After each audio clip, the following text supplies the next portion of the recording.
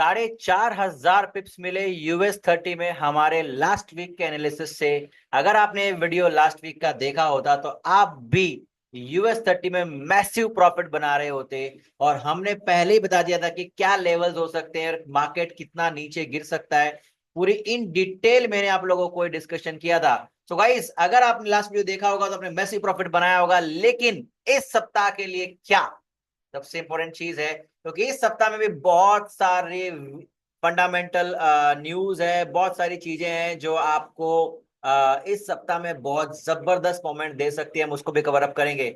So guys, सबसे पहले बात कर लेते हैं इस फंडामेंटल वीक की। मंडे ट्यूसडे को कोई न्यूज नहीं है, थर्सडे को कोई खास बड़ी न्यूज नहीं है। उसके बाद में न्यूज शुरू होती है, वो होती है सॉरी थर्सडे को। वेडनेसडे को खास बड़ी न्यूज नहीं है, थर्सडे को है CPI की न्यूज, जो कि NFP के बाद सबसे खतरनाक और डेंजरस न्यूज मैं मानता हूँ गाइस। ठीक है। इसके अलावा फ्राइडे को न्यूज है गाइस, जो कि PPI की न्यूज है। तो ये दोनों न्यूज जो है ये बहुत इंपैक्ट करती है मार्केट को और बहुत अच्छा मोमेंट देती है गाइस। ये दोनों इंपैक्ट करने वाली हैं इस बार US 30 को भी। US 30 ने इतना बड़ा मूवमेंट क्यों दिया है, इसका बहुत बड़ा कारण देखिए, बहुत टाइम से ये ओवरबॉट चल रहा है, तो एक रिट्रेसमेंट तो बढ़िया वाली आनी चाहिए थी। दूसरी चीज, US 30 में जो टेरिफ वार छिड़ा छिड़ा है ना, उसका बहुत बड़ा इंपैक्ट पड़ा है।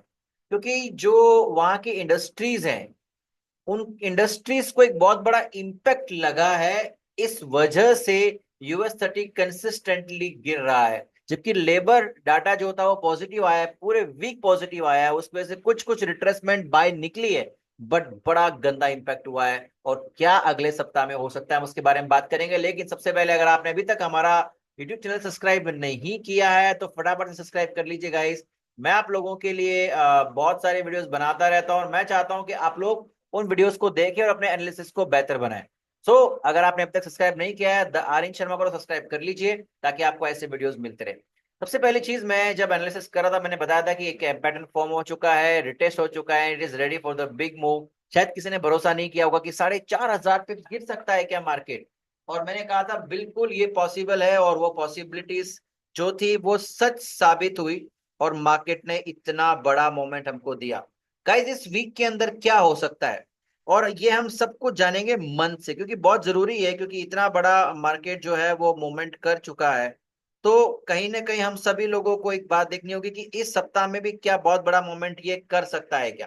सबसे पहले मैं आपको लेके चलता हूँ फटाफट से हमारे मंथली एनालिसिस के ऊपर। तो आप मंथ में जाएंगे तो आपको दो चीजें समझ में आएंगी। पहली बात, मंथ में ये अभी भी बुलिश है, नंबर वन। नंबर टू, ये बहुत अच्छे तरीके से नीचे गिर रहा है, और इस ट्रेंड लाइन का इसने ब्रेकआउट कर, इसको इसने पहले भी एक बार फेकआउट ये कर चुका है। फेकआउट नहीं कहेंगे, बट हाँ पहली बार शायद ब्रेकआउट ठीक से किया है। ठीक है, अब ये अप्रोच कर रहा है अपने लेवल्स को। जब आप फिबोनाची का टूल यूज करेंगे गाइस, तो आपको समझ में आ जाएगा कहां से कहां तक अपने प्रीवियस स्विंग से ऑल टाइम हाई के बीच आपको अपना फिबोनाची का टूल यूज करना है। ठीक है, सॉरी, यहां से लेके यहां के बीच में।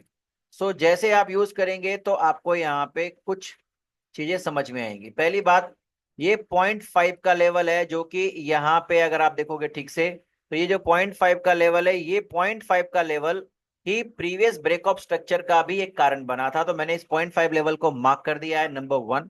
नंबर टू, अगर मैं आपको बताऊंगा इस, तो नंबर टू चीज जो यहाँ पर है वो क्या है, आपको एक और चीज जो मैं आपको बताना चाहूंगा वो ये है कि मार्केट ने ट्रेंड लाइन का तो ब्रेक कर दिया है, डेफिनेटली ये ट्रू है।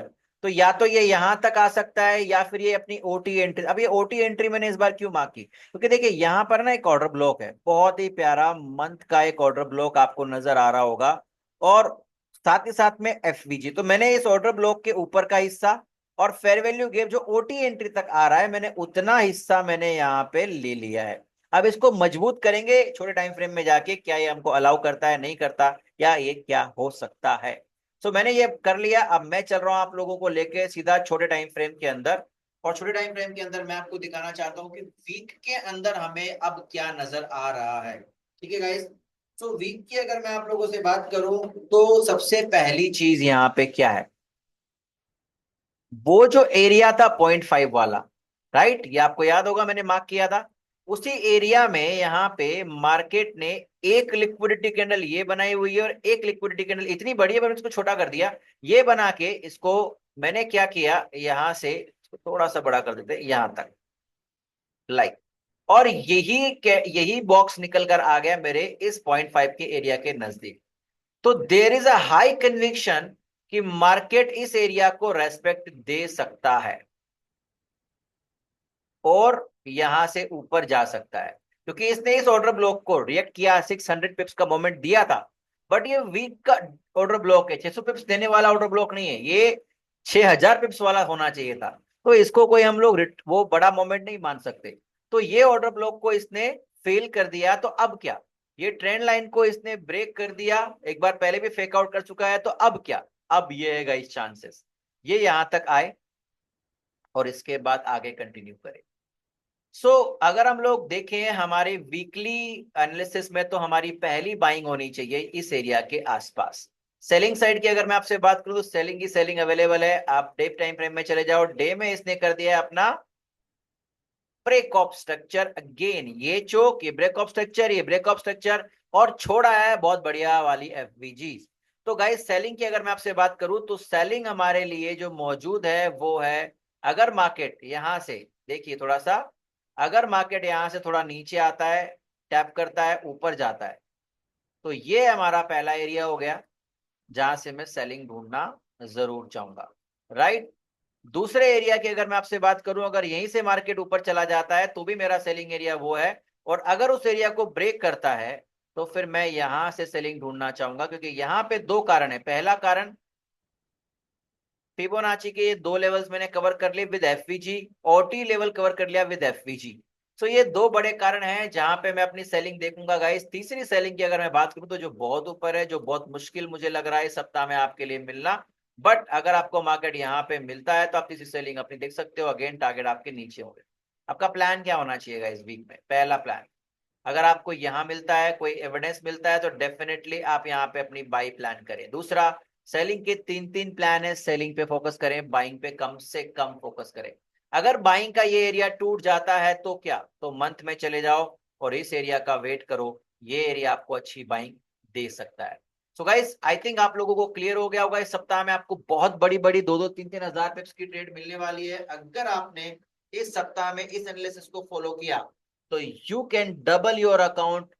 ध्यान रखिएगा, इस सप्ताह में फिर से बड़ी बड़ी मोमेंट्स होंगी, तो ट्रेड करें लेकिन अपने एसएल के साथ। Thank you so much guys, all the very best. अगर आपको वीडियो अच्छा लगा हो तो इसे कमेंट करें और मुझे बताएं आपका क्या मानना है US 30 के बारे में और आपका क्या व्यू है। अगर आप कमेंट करते तो मैं जरूर उस पर रिप्लाई करूंगा। साथ ही साथ में आप मेरे चैनल को सब्सक्राइब करना ना भूलें।